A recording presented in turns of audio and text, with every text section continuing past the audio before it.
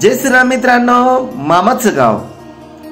आपल्या स्वतःच्या गावानंतर सगळ्यात आवडतं गाव म्हणजे मामाचं गाव. झरेकाठी त्याचं नाव. पूर्वीच्या काळी झऱ्याच्या ठिकाणी गाव बसली जायची आणि म्हणूनच या गावाला झरेकाठी असं नाव पडलेलं असावं बहुतेक, असे जुने लोक म्हणायचे. सुंदर माझं गाव श्री क्षेत्र तांबेरे येथे आठवड्यातून एकदा का होईना हा आवाज कानी ऐकू येतो. ताजे पाव, ताजे समोसे. झरेकाठी येथील एका सर्वसामान्य कुटुंबातील हा एक तरुण. आई वडील अशिक्षित, आयुष्यभर लोकांसाठी मडके चुली घडवण्याचं त्यांचं काम.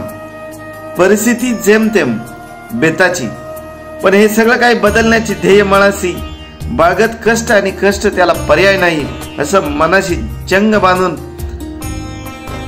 जिद्द आणि चिकाटीच्या जोरावर ग्रामीण भागात गावागावात जाऊन स्वतः बनवलेल्या गरमागरम वडापाव आणि समोसे लोकांना खाऊ घालत आहे.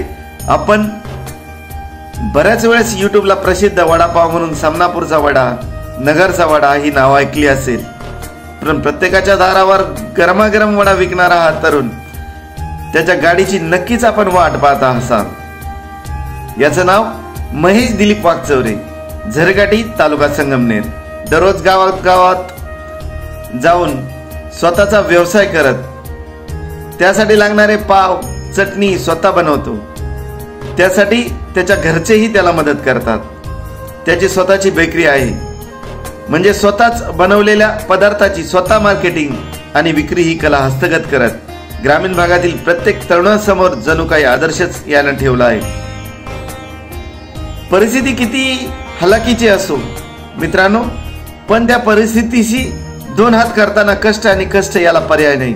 फक्त त्या तरुणाच्या मनात व्यवसायाविषयीची लाज नसायला पाहिजे. सर्व सुख पायाशी लोटांगण घेतील. व्हिडिओग्राफरचे मनापासून मनापर्यंत धन्यवाद.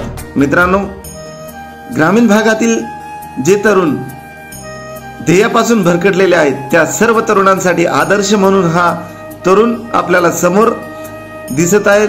व्हिडिओच्या माध्यमातून सुंदर माझं गाव श्री क्षेत्र तांबेरे या युट्यूब चॅनलवर.